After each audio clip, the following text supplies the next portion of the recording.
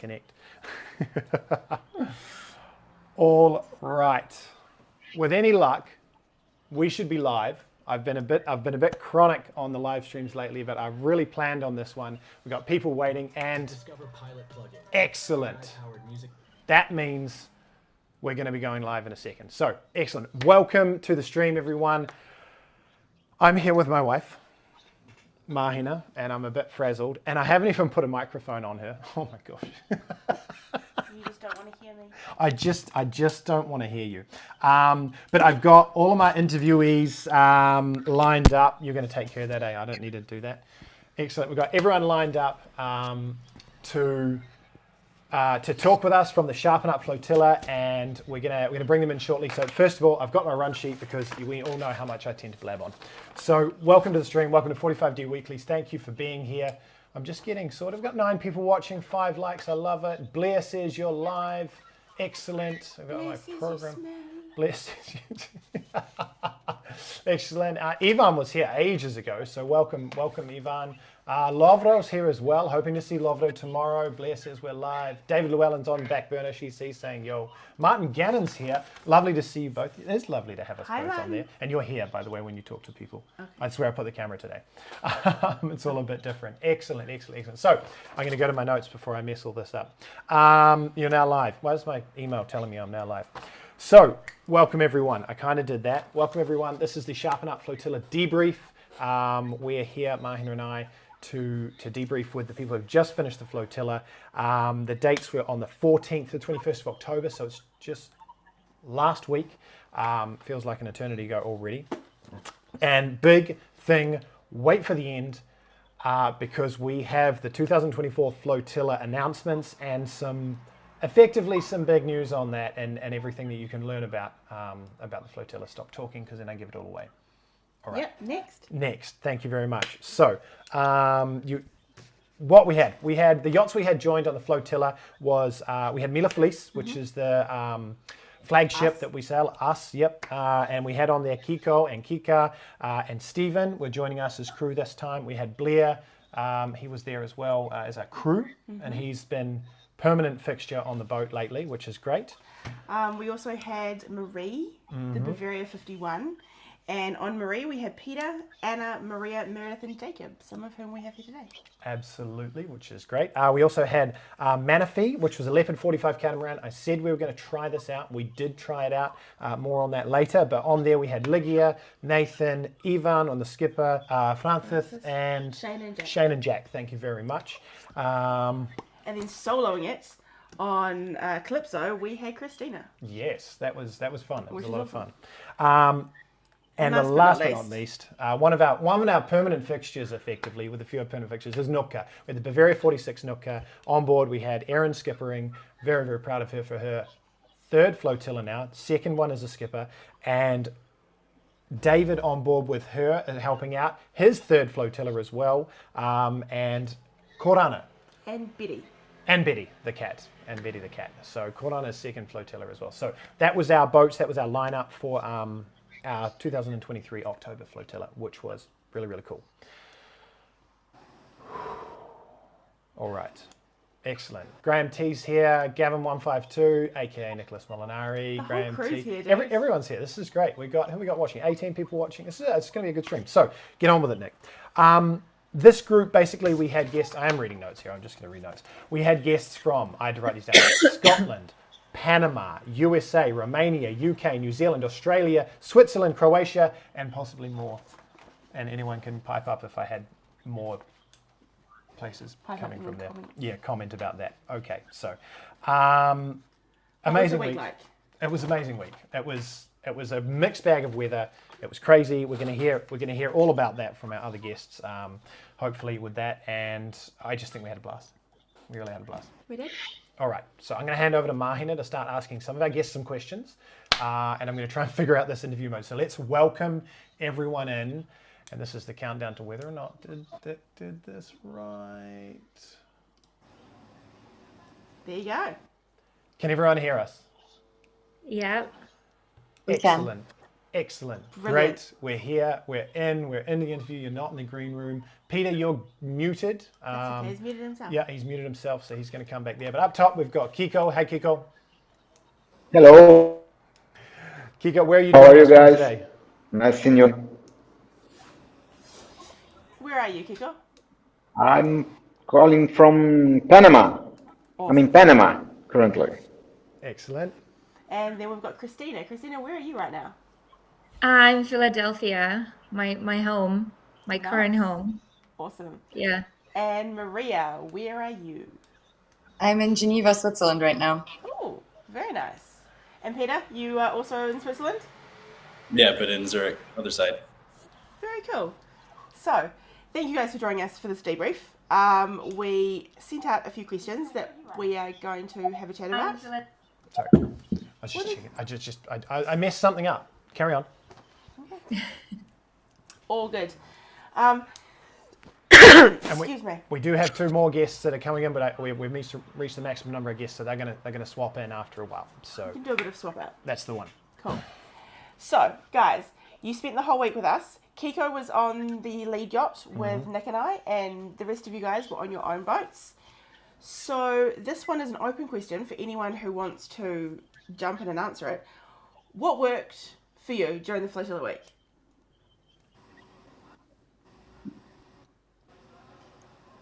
So if I can start, I thought that the briefings were great. This is my first flotilla. I've done different types of sailing activities before, but I love the both informal and at the same time formal nature of the briefings. The skipper briefings were open to everyone, which is great if you're not a skipper yet but you want to learn. It was a great atmosphere. Bring your coffee. It was so friendly. That worked incredibly well in my opinion. So both the briefings in the morning and also the debriefs in the evening were very informative. We managed to really cover a lot there. Weather, what went well, what didn't go well on the day. Thought that was brilliant. Awesome. Cool. Anyone else have anything that they want to jump in with that worked really well for them during the week? Yeah, I would want to add what worked For for us me is a was- lot of trust that your team gave me and trusted a full boat. I do not have much experience. I'm a new skipper, newly baked. My license I got in April. So I think the trust that you had in me was very inspiring. I think helped me to kind of start doing that single-handedly from a get-go. Awesome. And Kiko, sorry, what were you going to say?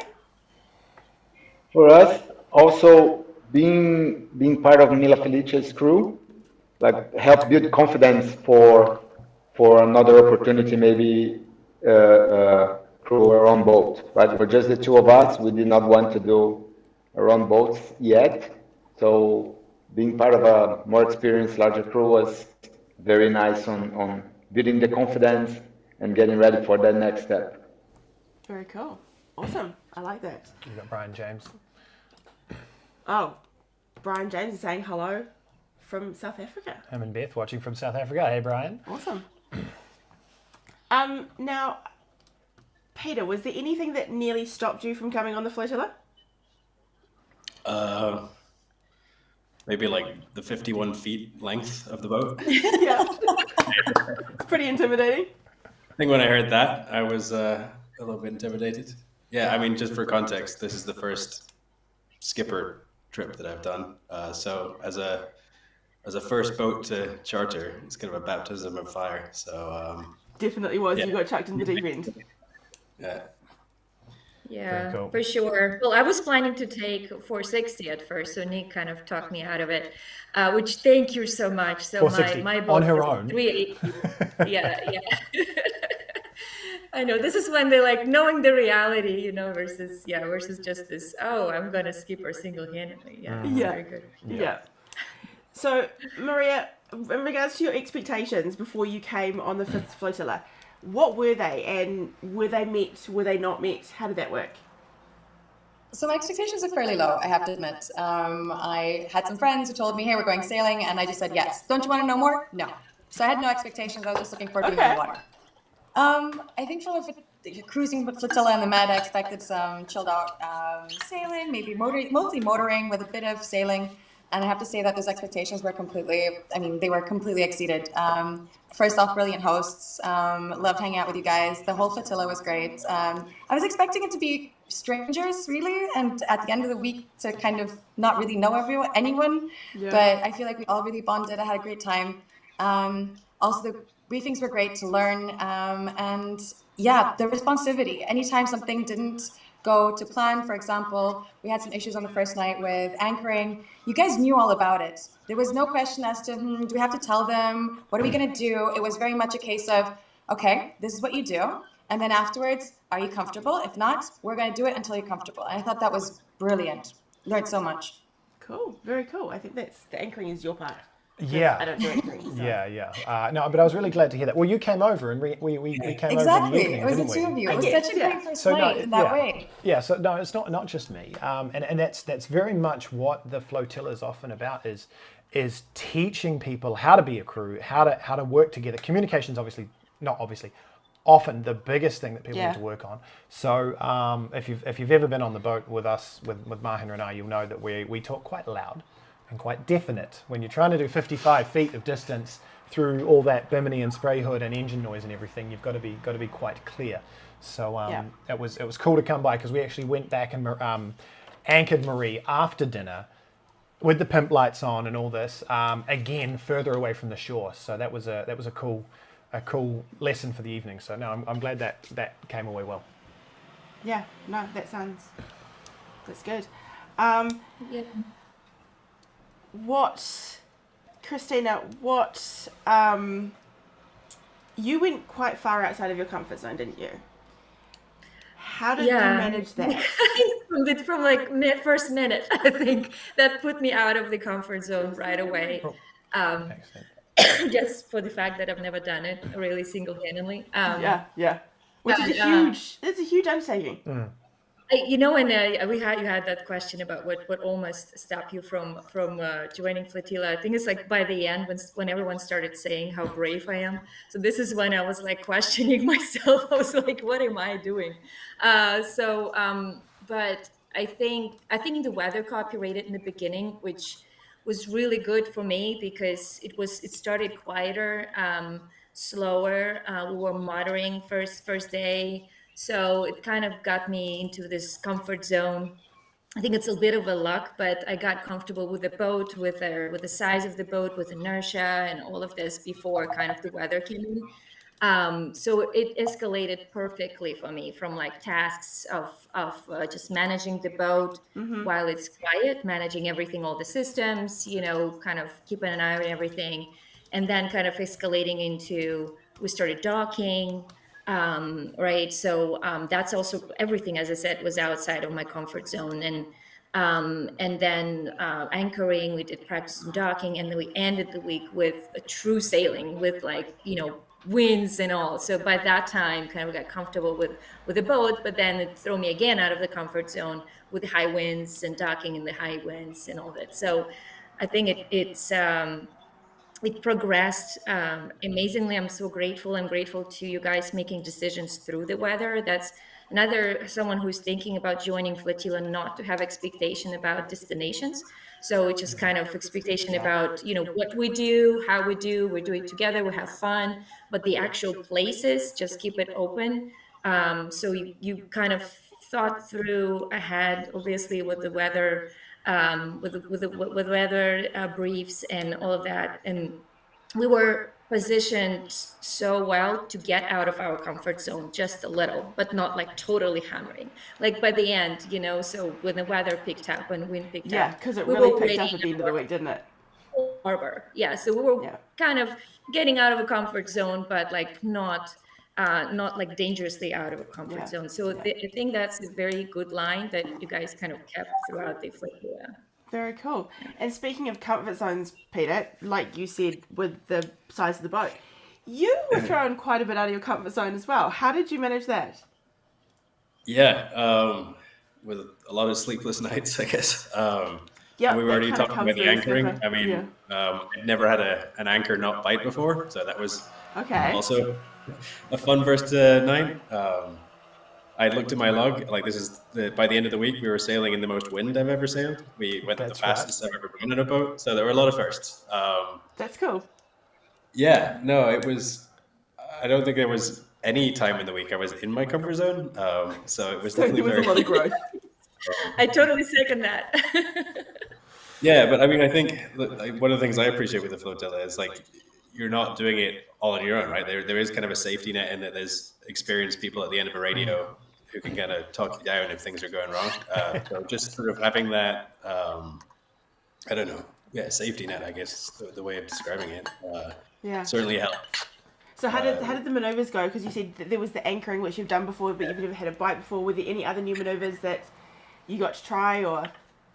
Yeah, I'd never had bow thrusters before, and it turns out with twin rudders, that's the only way to maneuver a boat. So Sure as heck helps. Yep. Not the only way, but it certainly helps. That's for sure. yeah, I mean, certainly an entirely new way of mooring and stuff. So Yeah. a lot of new things, a lot of learning. Yeah. Very, very cool. And Kiko, with you being on our boat, did you get the opportunity to learn some new maneuvers and some new things to add to your sailing repertoire? Yes, and that was for me on my expectations, right? They were a lot about getting to see new places, beautiful places in Croatia, and learn about these more specific maneuvers. Maybe not the actual really sailing part of it that I had more experience with, but learning the docking, the anchoring tied to shore, and all of those different kind of things. At least for me, they were new. Yeah. And so I got the experience to try them out, and that was excellent. So it was Very a lot cool. of what I was looking for. That was how you were adding to your understanding of yachting and sailing, was those maneuvers. Yes, exactly. There was a lot of new experiences, let's say. It was really interesting. And to Christina's and Peter's point, done with someone really experienced right next to us was really helpful in not only the actual doing the thing, but taking the stress out, so you could do it without the stress and that helped a lot, right? Yeah, because those are some of the most stressful things, is docking and coming in and doing those maneuvers. I can think of the moment when I got caught, my keel got caught on a mooring line. right. So Yeah. so and that was I guess that was the most scary moment, because those mooring lines, I have like claustrophobia about them, in the marina. Like, they go in and you don't know how deep they are, so you already had pre-developed sort of that spatial sort of anxiety over those mooring lines. And then catching on one, in a way, like, I faced the worst fear that I had. I mean, I didn't catch it with my with my engine, which is good. I caught it with just the keel, but kind of having, actually, I think Nick was on my boat at that time, kind of talking me through. And it was, I'm glad it happened, because he was on a boat at that time. He kind of walked me through right away on neutral, that the first you do, and sort of like sliding off the line using your bow thrusters. So it was like something that stuck to my mind, that lesson, because it went through such a stressful moment, and like in my head. I mean, I don't know, hopefully I didn't show it in my face, but in my head I was like, holy shit. Not too bad. Can you tell us what was the first thing we did, or you did? Because I didn't touch anything. What was the first thing you did when you realized you'd hit the mooring line? What did we do? Well, first, the visual, you see, I mean, first of all, you recognize that you did it. So that's being very vigilant about what's around. So we saw the mooring line kind of being caught. It moved, the boat kind of a little reacted. I think, we went on neutral first, right? So I mean, that's effectively it. It's like so many of the maneuvers. The biggest thing is like, okay, stop, and not drive away and catch it in another way, but just stop and pause. Yeah. And I think that's 90% of the lessons that we did through the Sharpen Up. So no, that's really cool. I am glad that we were there and that you got to do that one in a controlled environment. And that's great from a skipper's perspective, because a lot of skippers don't have that experience. Yeah. To learn from and to then move forward from. Maria, as one of our crew members that we've got currently on the screen, how did the Flotilla enhance your understanding of sailing and yachting and the whole general scene? So my background is something completely different. I've never really been on cruises before. So my experience really wasn't very much in the realm of mooring, docking. It was something that was never really my focus. So being able to really concentrate on that and have a proper Mediterranean yachting experience was brilliant. I feel like we really focus on what's relevant to be independent and to actually understand how the Med works from a boat perspective, from a yachting perspective, which was great. And also the boats were beautiful. I'm used to smaller, banged up boats, sleeping in a sleeping bag, and a lot of damp. I remember you getting on the 3 boat. bathrooms and a shower. And a cabin to It was the yourself. most luxurious boat I'd ever been on. You were smiling ear to ear. You were just like, oh my god, this is what? There was just so many moments like that. That was cool. Air conditioning, 2 fridges. Every day I found something new and fascinating about our boat that just blew my mind. So I'd say that it definitely changed the way that I see sailing. I get that. Coming from a 26-foot yacht that I first started sailing with Nick on, where everything is open and there is no such thing as cabins, there's just berths. Yeah, I can totally understand that. Yeah. Yeah. 100%. And Mila Feliz is stunning as well. I remember one of the dinners we had on, oh my days, going down those steps. Oh, sorry, something broke around here. Going around down those steps, honestly felt like it was a gala. It was brilliant. Absolutely stunning boats, really have to say. Excellent.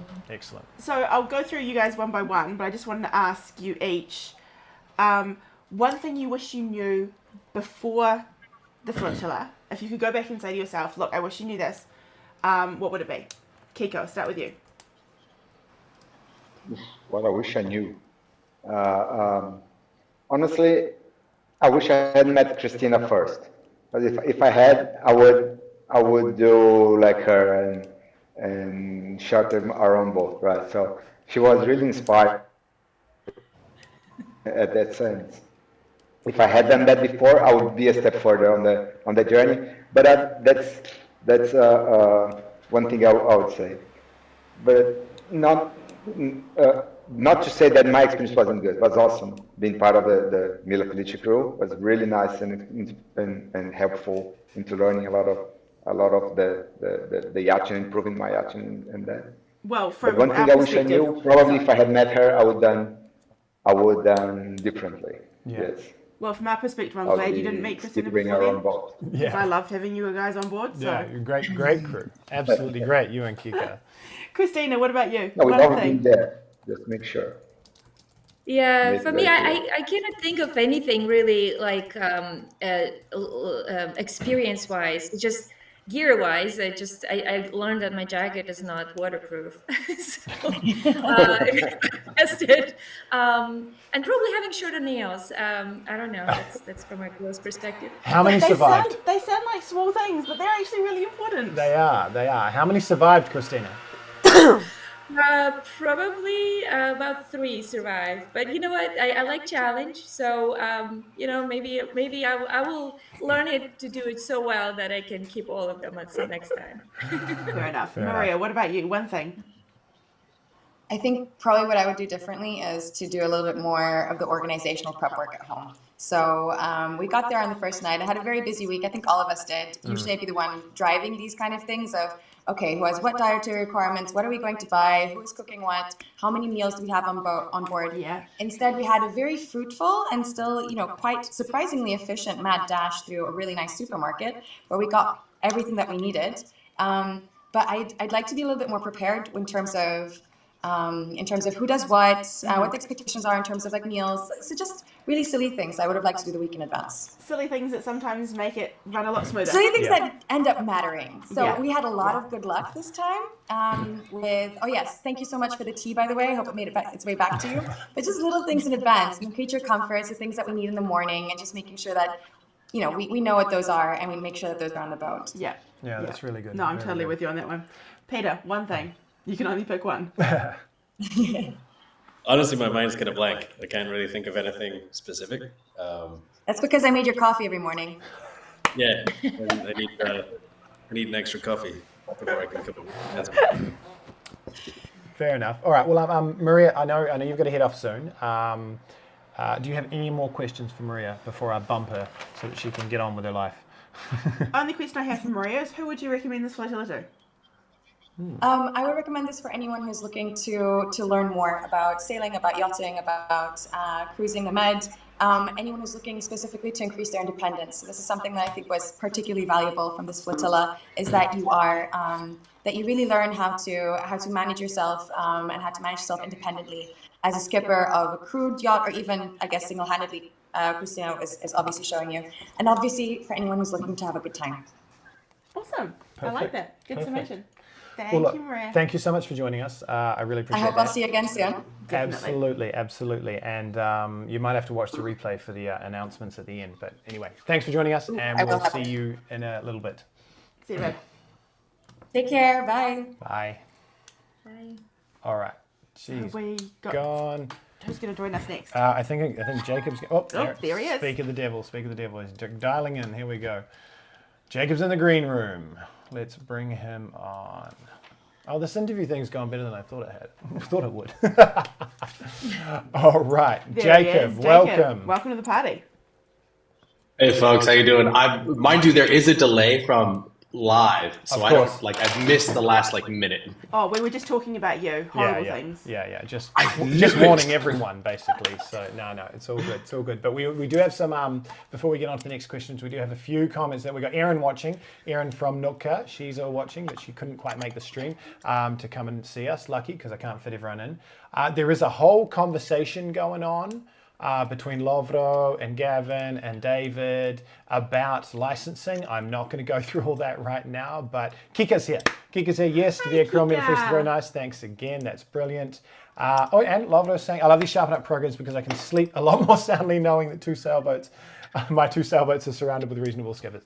That is brilliant. I'm really glad to hear that. I mean, I think Lovro. this is So, a huge reason why we want to do these Sharpen Up flotillas, is because we see so many skippers out there struggling, and it's not their fault that they got handed a license and didn't realise that they weren't entirely prepared. So That's it. And I mean, generally, and this is speaking for everyone coming on the flotilla and, a lot of people you speak to out there, that generally people they're thirsting for knowledge, they're thirsting for experience, they would like to be able to do it great, and getting that experience is really tough. Like you get given and I'm going to use Peter as an example here because he told me, he's like, I've got this license, but I've never had the chance to skip it myself. And often you even go sailing, crewing on other people's boats.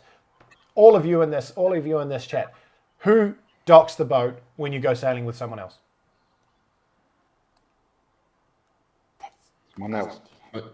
yeah, Nick, The owner. Skipper. Yep, the skipper, the owner, Nick. Okay, but effectively, especially if you go crew on someone's boat, the owner does. You go racing, the owner docks it. All right, or the if you're paid chartering skipper. with someone else, the skipper whose name is on Yeah. the papers and who's put down the deposit Yeah. does, because he doesn't want to ding the boat. That's it. So you just don't get this experience about going through. So no, that's really cool, Lovely. Thank you for piping in on that. All right, shut up. Nick. Jacob, we were asking everybody else, and I want to know from you, if you could go back and tell yourself one thing you wish you knew before this flotilla week, what would it be?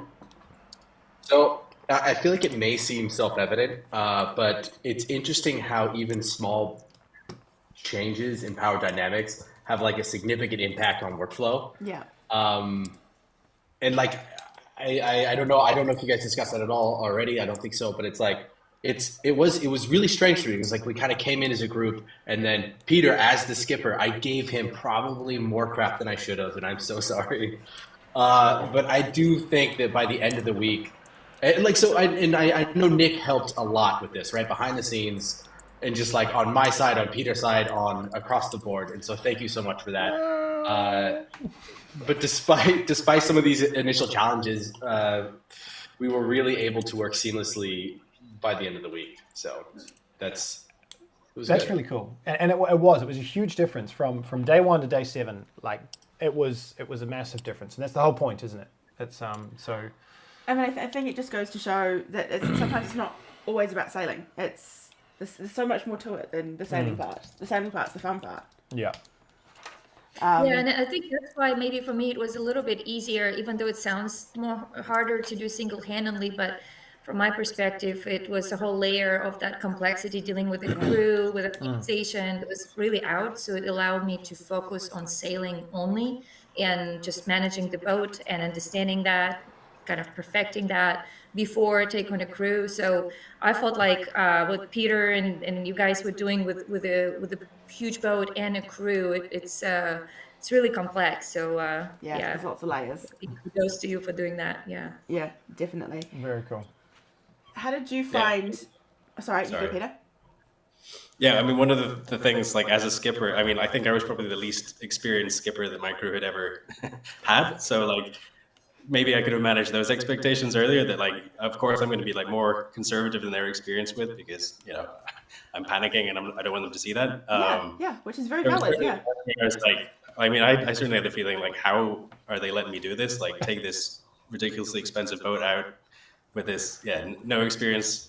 Well, some experience, but no. And I think, I mean, as a skipper, you don't want to show your crew that you're like, I don't know, fear. I mean, I think Nick sat me down at one point and he was like, you know, like, we have to, like, not let everyone see that you're like feeling these things to keep the dynamic on board, that everyone's just having a good time. So there is certainly, like, I don't know, crew management and, like, you know, managing your own sort of emotions. I think that's a big part of it. So it Which was a lot nice of to people have. don't realize. Yeah. A lot of people who have been crew so much don't realize how much pressure that is and how intense it is the whole week. Like, it doesn't stop. Yeah. So I think that's a really good point. You have to deal with that all the time. I don't. Indeed. Yeah, good job, Peter. By the end of it.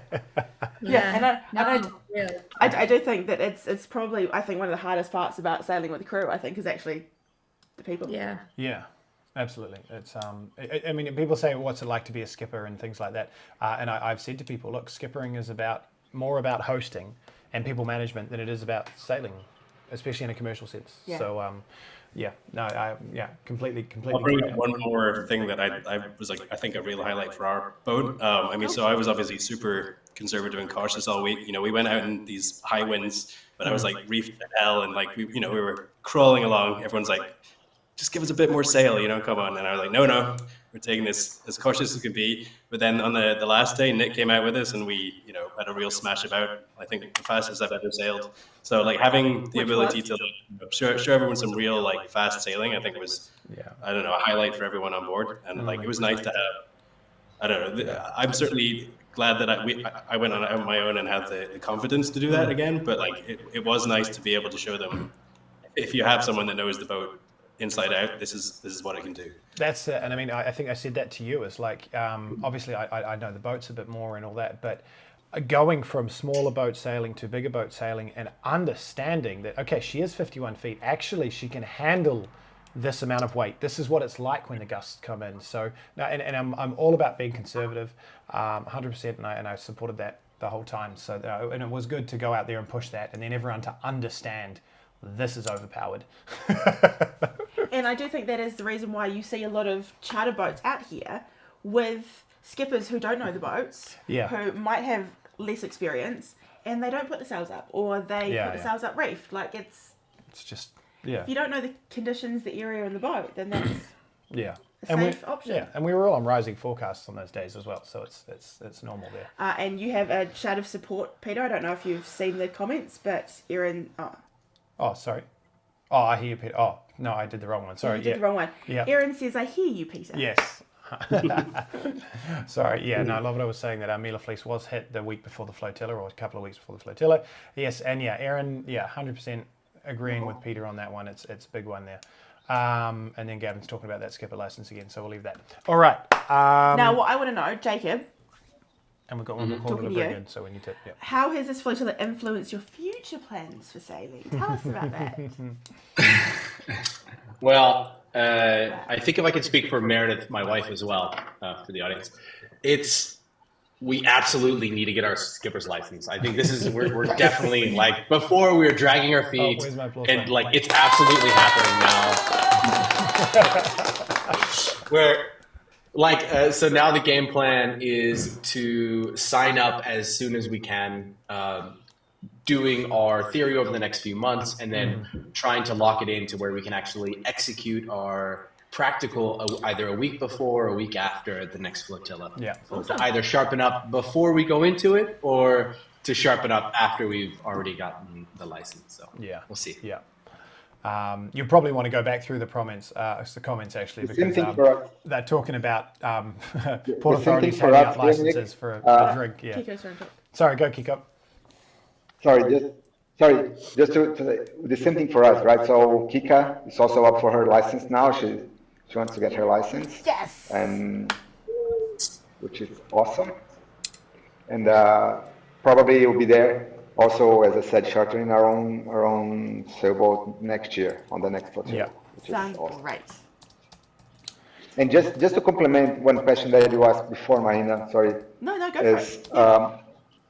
the flotilla is not only good for skippers, right? So crew and especially like your significant other to get, and the skipper's significant other, let's say, right? The crew or as in my example, Kika, and helping the team build that confidence and understand and enjoy more sailing and be more confident. I think that is also a type of profiles that I would recommend a lot to go to the flotilla. I think that's also really nice. That's a great point. Thank you for bringing that up, because I really like that, because I'm the non-sailor, and if I can sail, then anybody can sail. So I completely agree. But also, like people's value on boats and everything is not necessarily in the way they park the boat. You know, there's so many more skills, like Maria's talking about, like victualling the boat or provisioning. Understanding all these little bits to bring. Understanding if your jacket's waterproof or if it's waterproof enough. Helping the skipper out with people management. Helping the skipper out with people management. Feeding the skipper. All of that. So no, that's really cool. All right, we also have another caller we need to bring in. So I'm wondering who it is. Anyone else need to leave? Or, yep, Kiko, you're going to go? I can go. Okay. Yep. All right. We will miss you, but thank you for being there. Thank you guys so much for joining us, Kika. And huge, You guys, huge it was a hug pleasure. to Kika as well. Yeah. Thanks, guys. And we'll get David to dial in a moment. David, dial in. Excellent. Okay. Thanks, Kika. Ciao. Kiko. All right. Got a few comments coming in there. Oh, Kiko's joining. That's not the one I wanted to join. Maybe he just wanted to say one more thing. Oh no.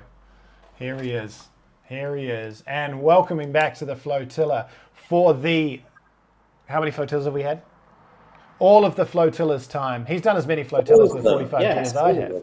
Dude, he's done more flotillas than I have. He's actually done more than mine. Welcome, David. How are you today?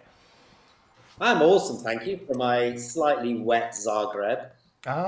Raining, is it? Yeah, it has been raining. It's a bit like Scotland. Oh, I will kick you out if that's where we go. Wearing proper shirt too. So you're the only one prepared for, This is true. Jacob has got his hat on. You've been to Scotland, then you've not been to Scotland. He always has his hat on. I think he's One thing that was really depressing was coming off the plane after Croatia and like realizing that everywhere else in the world is a different season, and oh my God, true. This is true. And I want that weather. Yeah, I know. We actually want. Graham's got -7. I'd be all about that. We miss the winter. But one thing I will say, how many of you in the group, like, and this was I saw on the Marie crew chat, because we have all this thing, like looking at the forecast before you were coming. What did it say for the whole week before you arrived? Rain. And I said, don't worry about it. How much rain did we get? Did we get rain? No, I'm thinking Saturday. On Saturday when we were leaving, oh my goodness, that was a storm. That was a lot of rain. That was kind of a week's worth of rain. Yeah. Yes.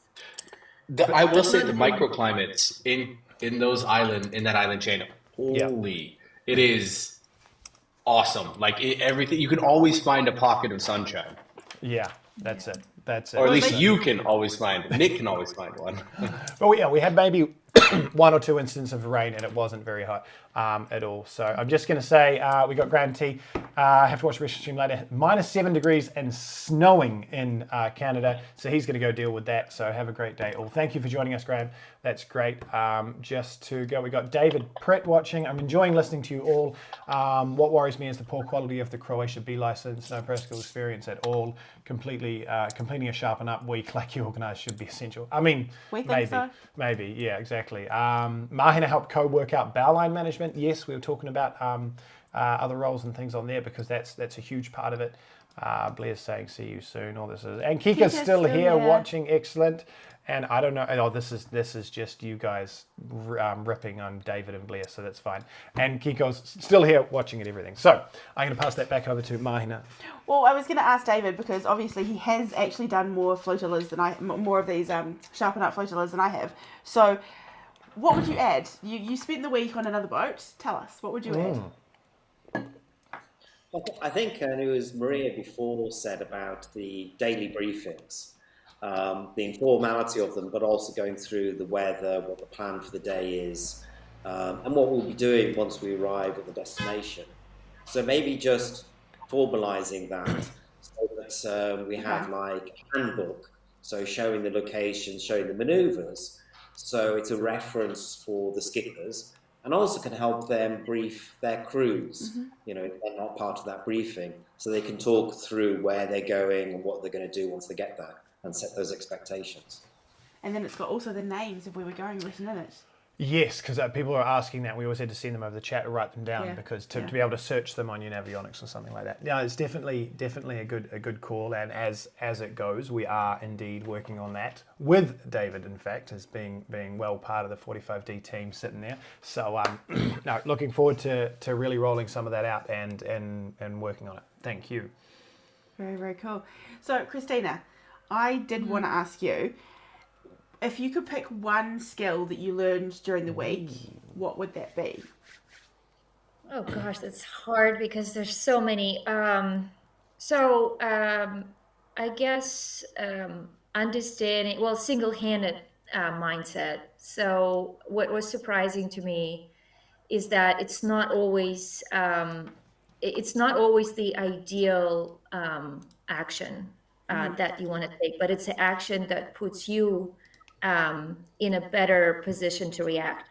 So an example was when we were leaving the dock, and I think ideally I would want to, release first the starboard docking line, and then go leave the port one, drive against it, and all of this.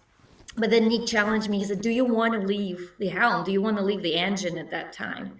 So do you have to? Do you think maybe we should flip it?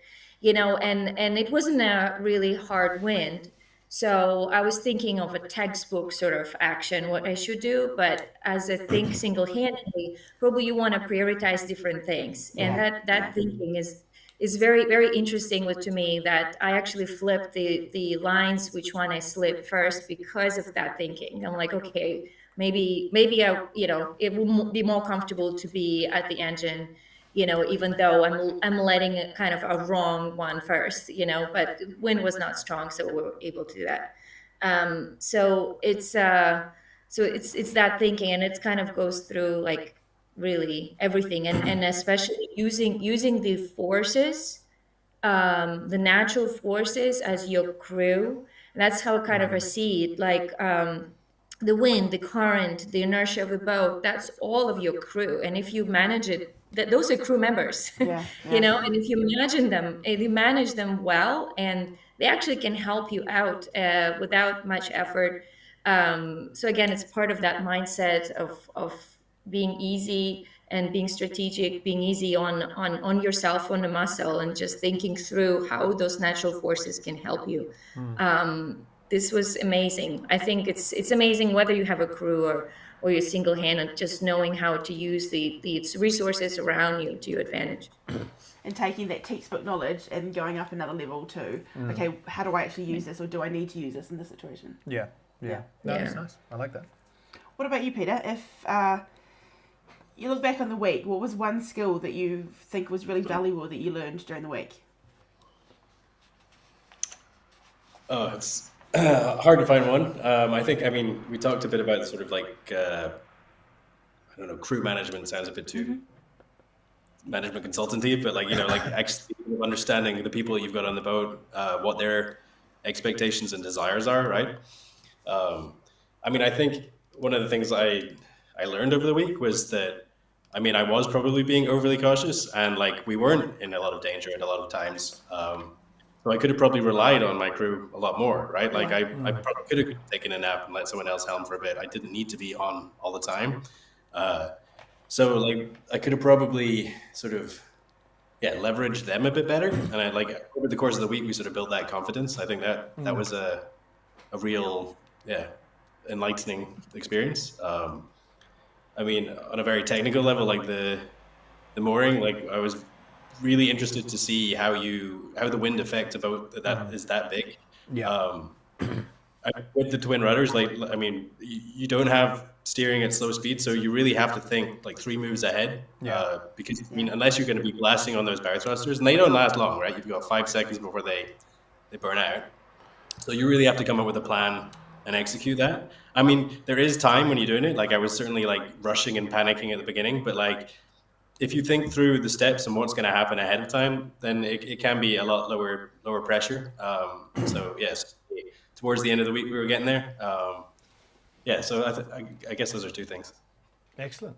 2 very good things too. Yeah. It did fit. Now, for you, David, you were in a bit of a different situation being a solo sailor, but you were on a crew this week. How did that add to your understanding of the whole yachting sailing thing?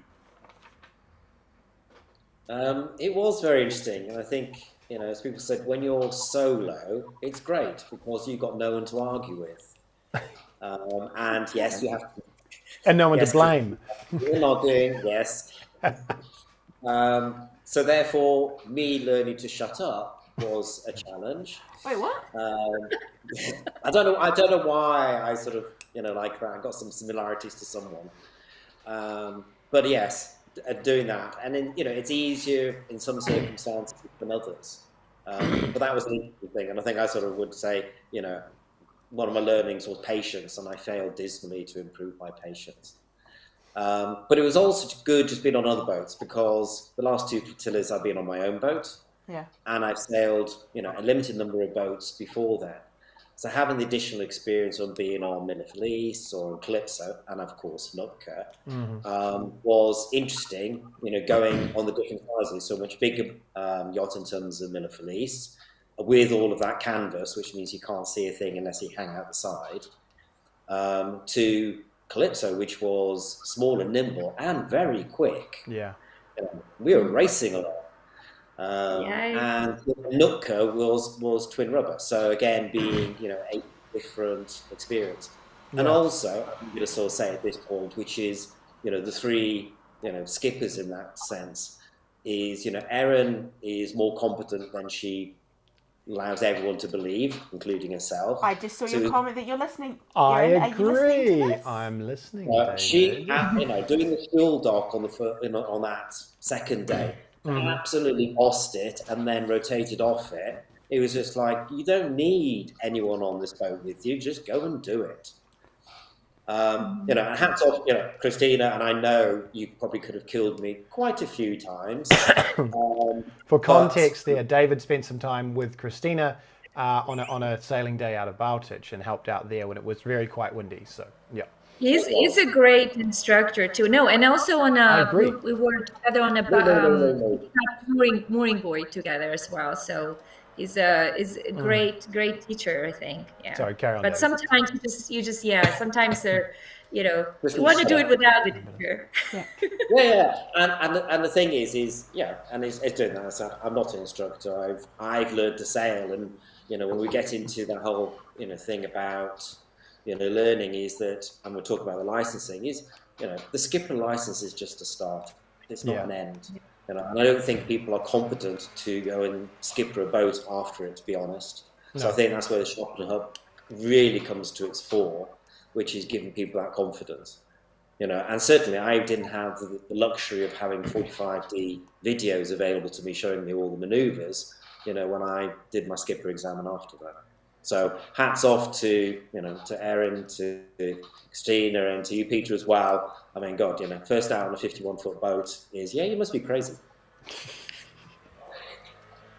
Crazy. Sorry, with a bit of a lag.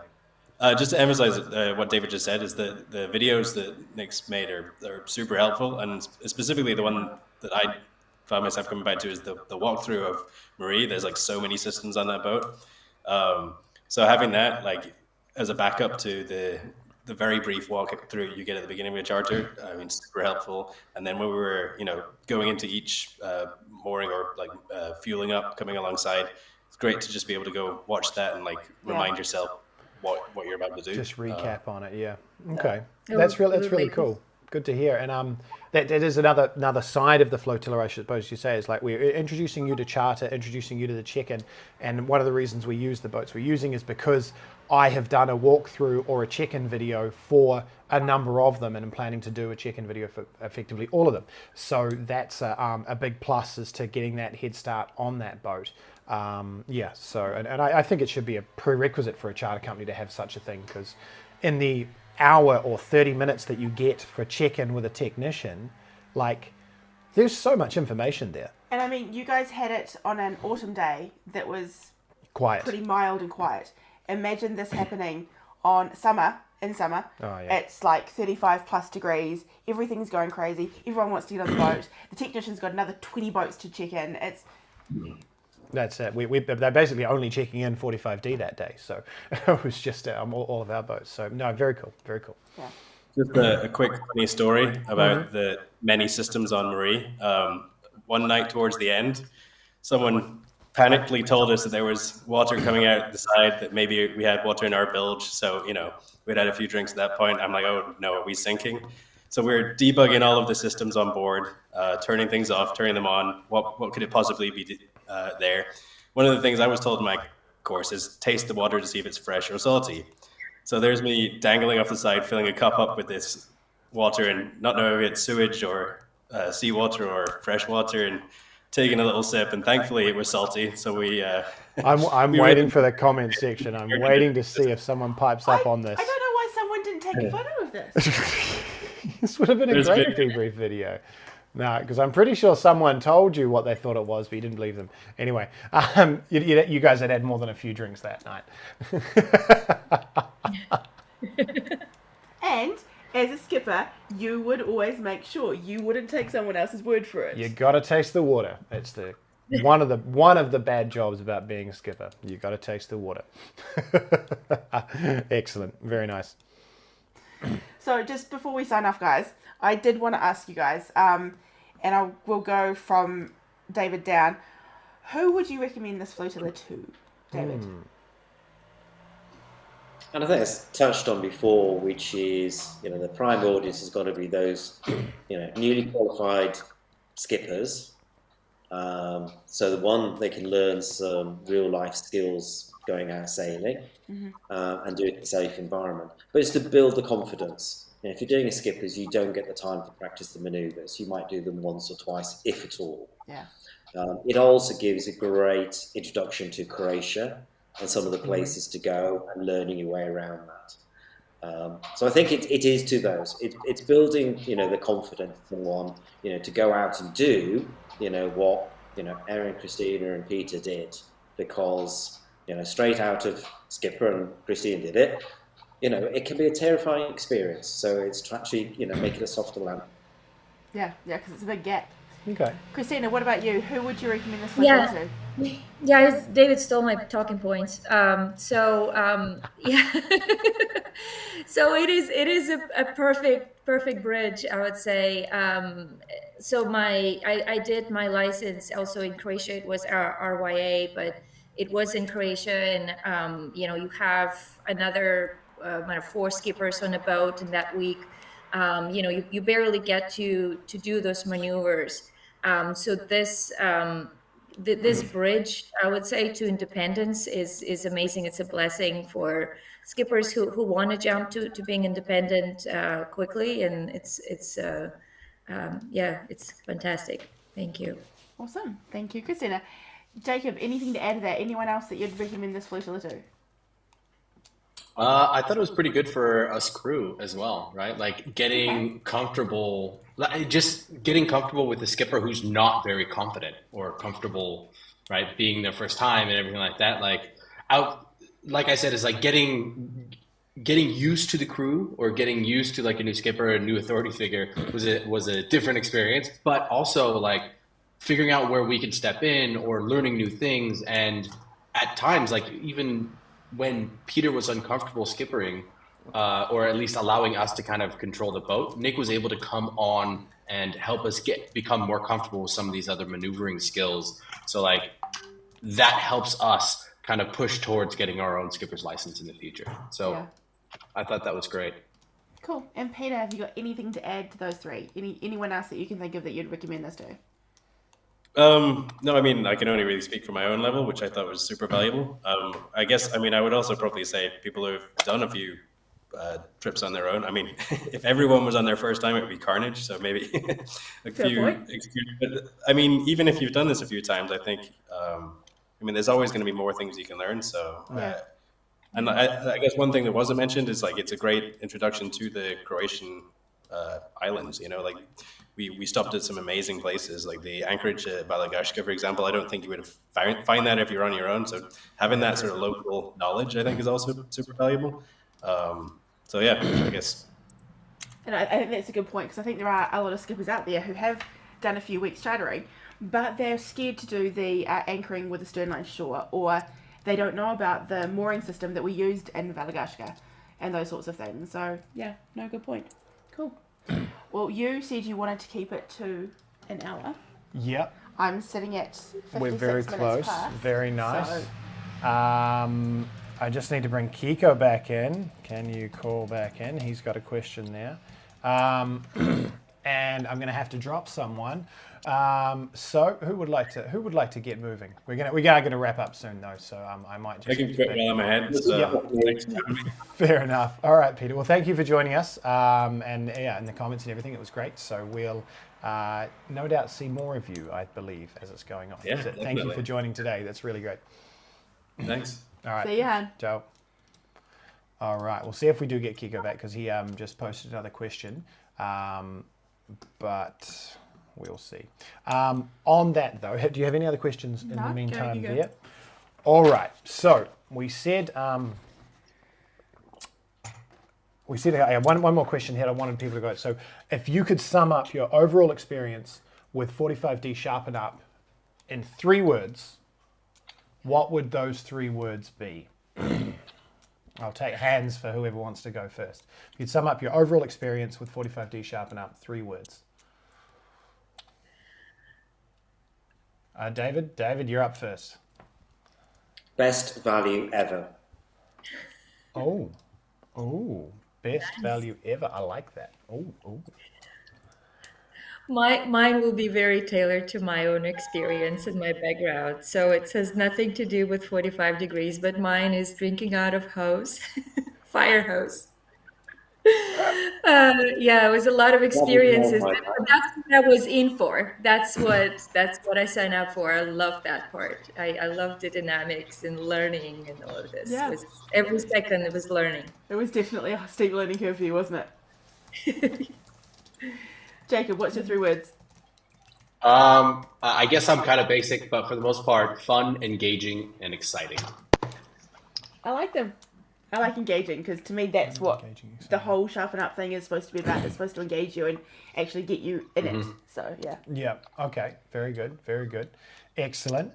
So we've got Kiko back as well. Can you give me your 3 words as well, Kiko, before I ask the next question?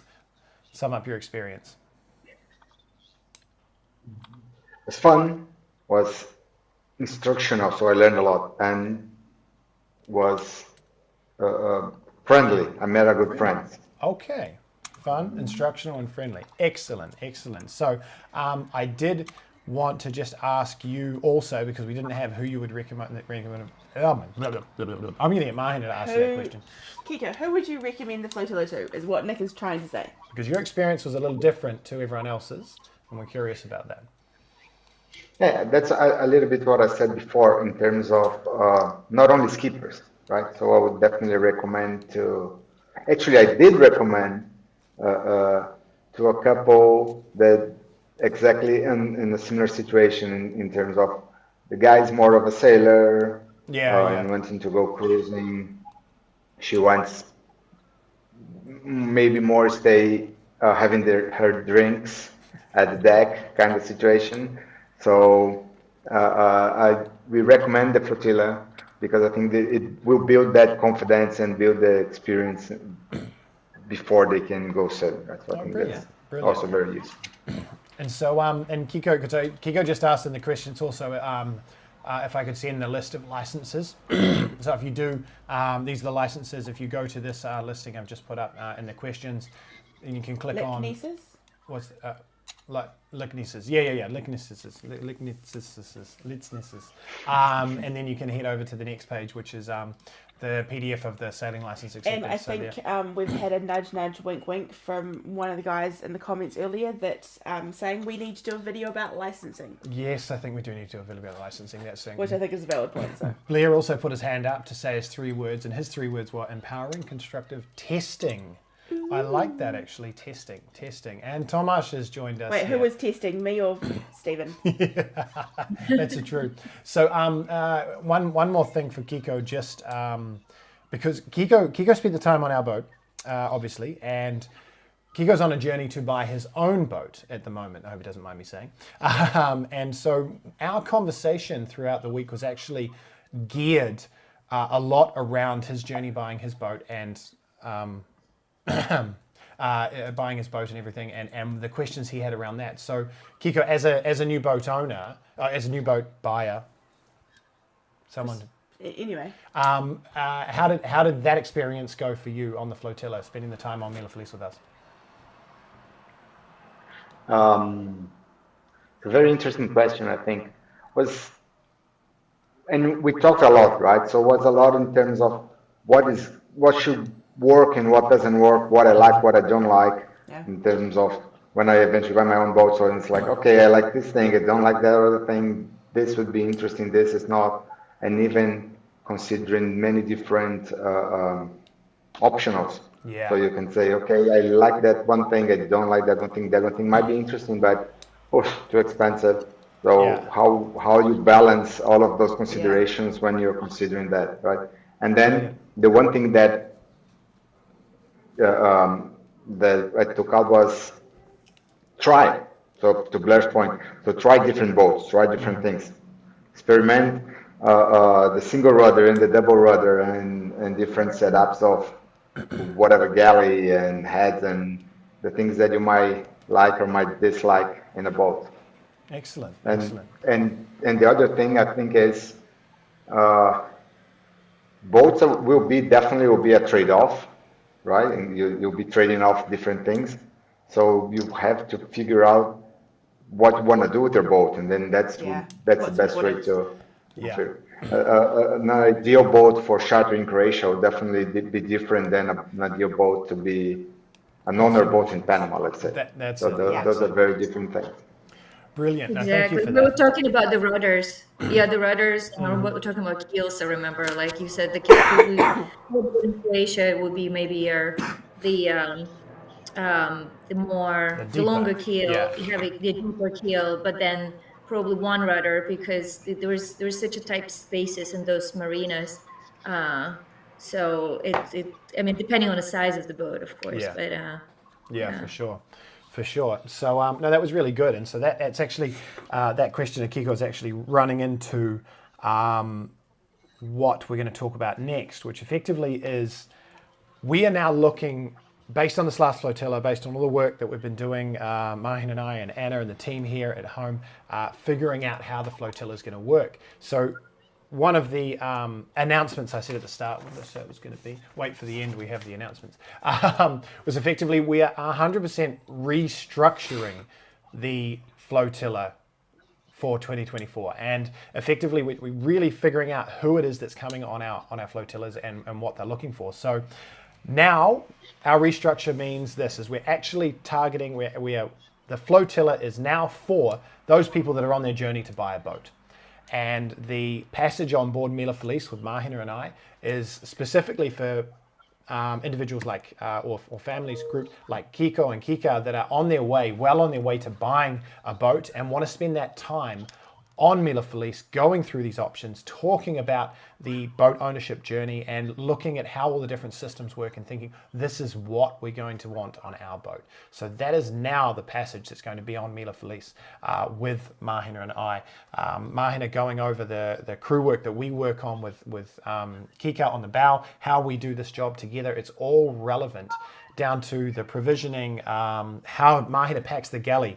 If you'll notice, like we were out there, in particular on Mila Felice, I'm allowed to go as hard as we want on port, upwind. But on starboard, no, this is the galley tack. You just chill out. You get told off. Then you ease that main, because we don't want everything falling out. But it's how you pack the boat. So there's so many different aspects to what you do, especially when you start living on a boat. So that is one thing.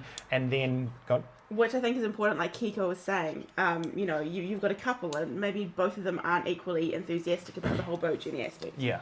And I get that.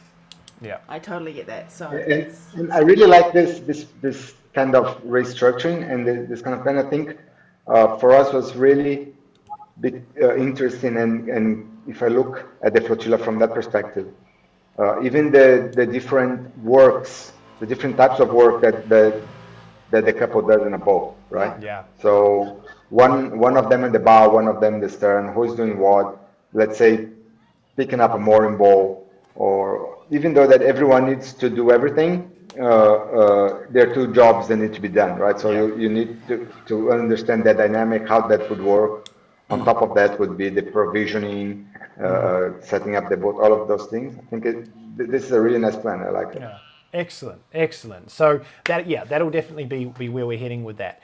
And that restructure is going to bring into who we're targeting to come on the flotillas. So it's an application only thing, and you'll see all this when you download the PDF for the flotilla. So as it goes, announcement is we're putting up the flotilla. The flotilla page went live 20 minutes ago or something like that. I don't know. I clicked the button a little while ago, and I will post the link in the comments in just a moment. But effectively, we have now put up those spots for 2024, and early bird discount is first in, first serve.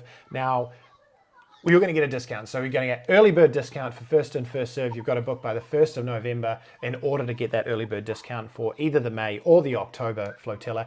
And if you're a returning client, you get a discount as well. So if you've been on a flotilla before, means we already like you, and we want you to come back. Everyone in that, all these people, if you've been on a flotilla before, you're going to get another discount on that as well. So that is where we're moving with the flotilla into next year, and it's really going into this whole optimization of your sailing journey, getting away from the idea of a flotilla and more into this optimization of what sailing you want to do and how you want to do it, and how we can support you in that. Because out of everyone that's right here, new boat owner, wants to be a boat owner, boat owner.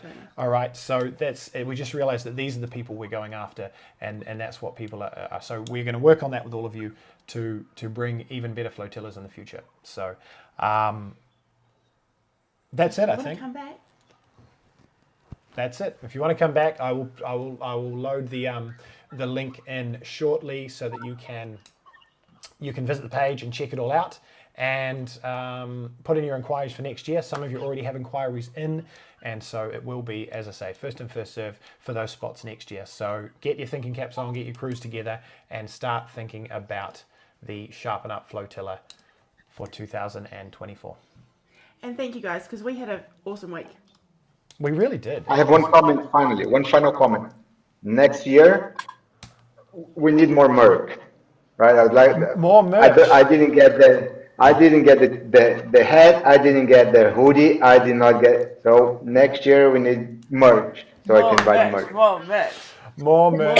Yes. All right. More merch, more swag. Okay. Well, noted, Kiko. Thank you. 100% noted. So there's the link. So you can go to the Sharpen Up Flotilla page, redone by the team in the last 24 hours, 48 hours, however many hours.